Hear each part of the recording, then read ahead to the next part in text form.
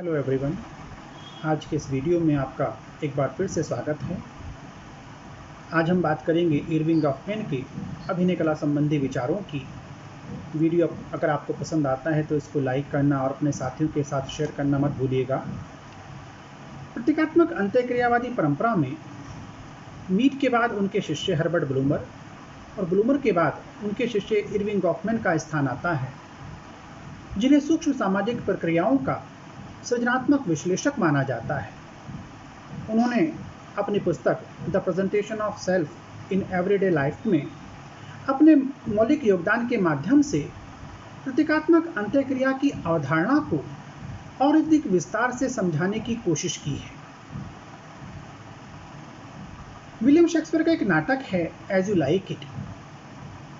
उसमें शेक्सपियर कहते हैं, all the world's a stage and all the men and women merely players, कि संसार एक रंगमंच है और यहाँ पर जितने भी स्त्री पुरुष हैं वो सब अभिनेता हैं जो अपने अलग अलग भूमिकाओं को निर्वहन करते हैं। गॉफमैन ने भी अपनी पुस्तक the presentation of self in everyday life में इसी विचार को अपनाया है। यदि हम सार रूप में कहें तो गॉफमैन के कृतित्व के दो महत्वपूर्ण योगदान है। पहला अभिनय कला संबंधी उनके विचार और दूसरा अंत्यक्रिया क्रम। अपने इस लेक्चर में हम इरविंग गॉफमैन के अभिनय कला संबंधी विचारों को समझने की कोशिश करेंगे। अभिनय कला को अंग्रेजी भाषा में ड्रामाटर्जी कहा जाता है। इसका तात्पर्य उस कला से है जिसमें अभिनेता दूसरे किरदारों की भूमिकाओं को कलात्मक रूप में प्रस्तुत करता है। विश्व के लगभग सभी देशों में अभिनय कला का प्रदर्शन होता रहा है। हमारे देश में भी कहीं नौटंकी और कहीं तमाशे के माध्यम से प्राचीन काल से ही अपनी कला का प्रदर्शन करने की परंपरा रही है। देश के अधिकांश हिस्सों में दशहरा के अवसर पर रामलीला और कृष्ण जन्माष्टमी के अवसर पर कृष्ण लीला का प्रचलन देखने को मिलता है। उसमें जितने भी कलाकार होते हैं वो सब अपनी अपनी भूमिकाओं को निभाते हैं। कोई राम की, कोई सीता की, कोई राधा की, कोई कृष्ण की, कोई हनुमान की। वो सब अपने अपने किरदारों को निभाकर अपनी कला का प्रदर्शन करते हैं। इसमें होता यह है कि अभिनेता दूसरों की भूमिकाओं को स्वयं करता है।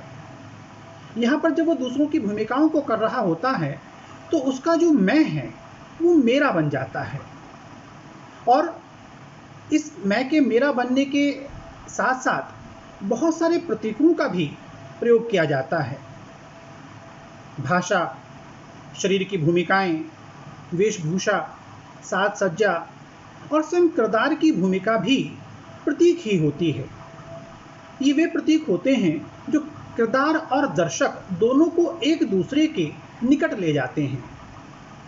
ये संपूर्ण क्रिया को जिसमें मैं मेरा बन जाता है इरविंग गॉफमैन अभिनय कला का नाम देते हैं। हम अपनी विभिन्न विशेषताओं को देखें तो उसमें बहुत सी ऐसी विशेषताएं होती हैं जिनको देखा जा सकता है, जैसे हमारे शरीर की बनावट, शरीर का रंग, आंखों का रंग, बालों का रंग। लेकिन इन्हें देखकर हमारे गुणों और हमारे विचारों को जान पाना ये संभव नहीं है। हमारे शरीर की बनावट और रंग से उसको देखकर कोई ये नहीं कह सकता कि हम हिंदू हैं या मुसलमान, हम सिख हैं या ईसाई, हम डॉक्टर हैं या शिक्षक। फिर भी हमें लोगों को समझने के संदर्भ में निर्णय लेने पड़ते हैं।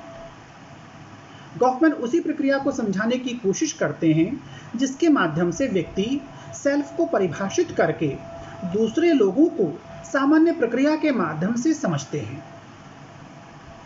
अभिनय कला के अपने विश्लेषण में गॉफमैन ने दो अवधारणाओं को काम में लिया है। इनमें पहली है फ्रंट या अग्रमंच की अवधारणा और दूसरी है बैक या पार्श्वमंच की अवधारणा। फ्रंट या अग्रमंच पर जब अभिनेता आता है तो वो उन सभी भूमिकाओं को निभाता है जिसका अभिनय करना उसने स्वीकार किया है।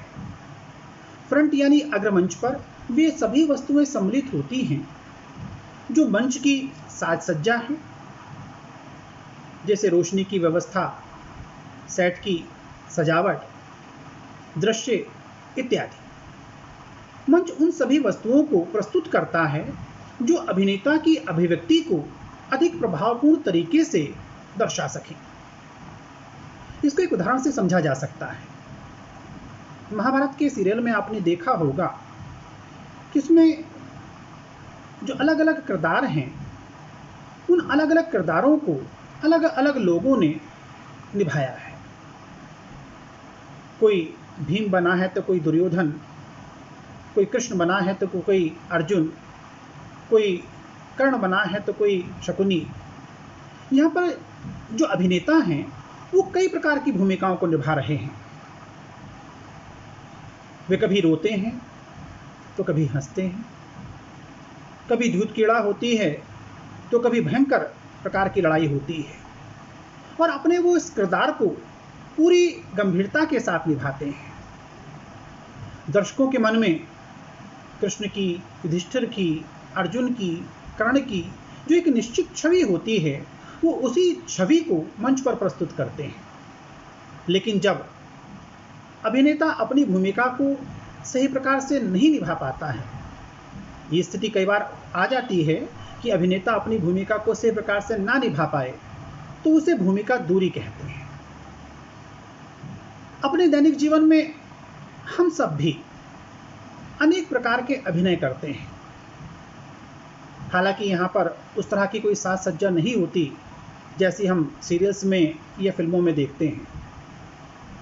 उदाहरण के लिए, एक शिक्षक जब अध्यापन करने के लिए कक्षा में जाता है तो वो अच्छे प्रकार से अपने व्याख्यान को तैयार करता है।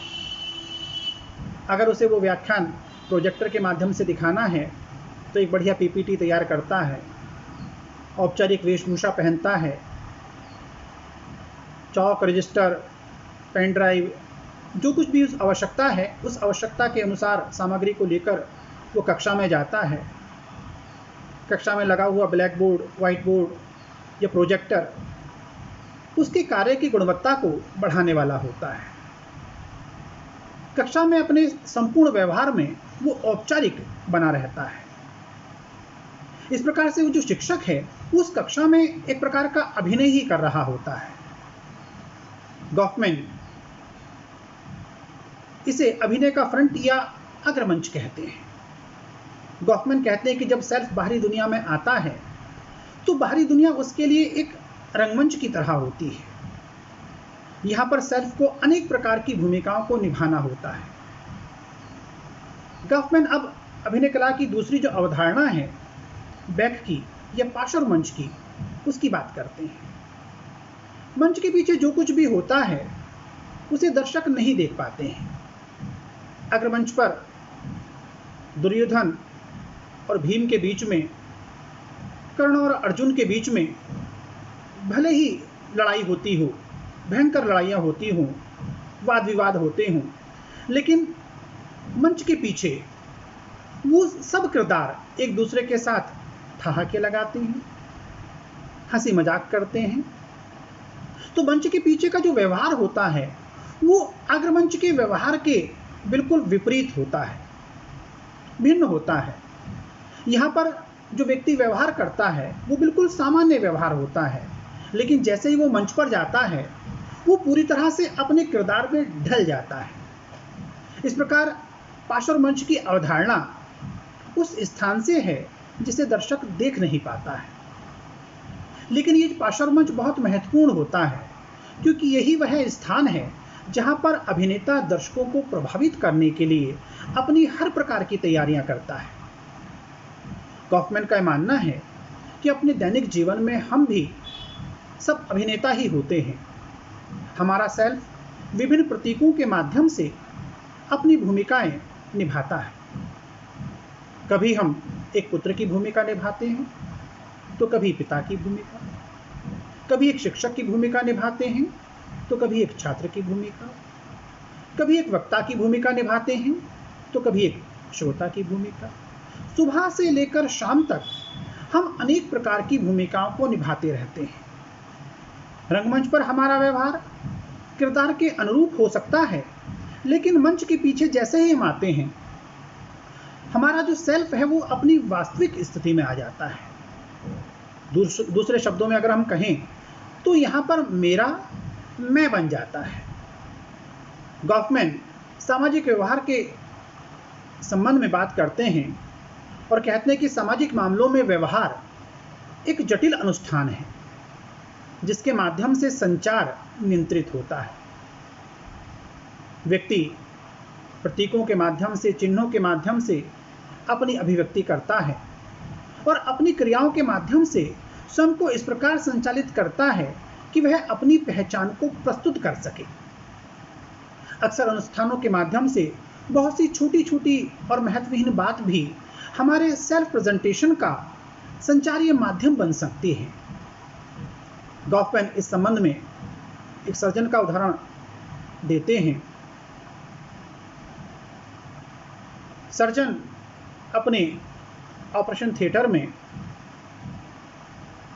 पूरी तनाव और चिंतनशील प्रवृत्ति के साथ मौजूद रहता है और हम एक सर्जन से ये अपेक्षा भी करते हैं कि वो पूरी तरह से तनावपूर्ण गंभीरता के साथ और चिंतनशीलता के साथ अपने कार्य को करेगा, जैसा हमने अक्सर टीवी में या सिनेमाज में उसको करते हुए देखा है। लेकिन गॉफमैन कहते हैं कि ऑपरेशन रूम में एक चिकित्सक भी छोटे मोटे हंसी मजाक करता रहता है, इधर उधर की बातें करता रहता है। ये वे बातें होती हैं जिनका उसके काम से कोई संबंध नहीं होता, लेकिन फिर भी वो ये सब करता है। क्यों? क्योंकि वो ऐसा करके ये दर्शाने की कोशिश करता है कि स्थिति उसके नियंत्रण में है और वो अपने कार्य को पूरे विश्वास और सहजता के साथ करने की क्षमता रखता है।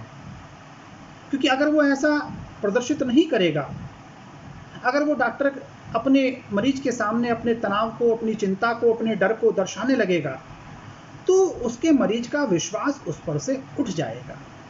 तो यहाँ पर जो डॉक्टर है उसको भी अपने व्यवहार को अपनी परिस्थितियों के अनुसार संचालित करना पड़ रहा है। इस प्रकार हम देखते हैं कि गॉफमैन प्रतीकात्मक अंत्यक्रिया के सिद्धांत को अभिनय कला की अवधारणा के साथ जोड़कर देखना चाहते हैं। वो अभिनय कला की अवधारणा के साथ प्रतीकात्मक अंत्यक्रिया को समझाने की कोशिश करते हैं, लेकिन दूसरे अंत्यक्रियावादियों की तरह वो भी अपने सिद्धांत का केंद्रीय बिंदु व्यक्ति और उसके सेल्फ को ही मानते हैं। मैं समझता हूं कि आपको ये वीडियो पसंद आया होगा और अगर आपको ये वीडियो पसंद आए तो इसको लाइक करना और अपने साथियों के साथ शेयर करना मत भूलिएगा। धन्यवाद।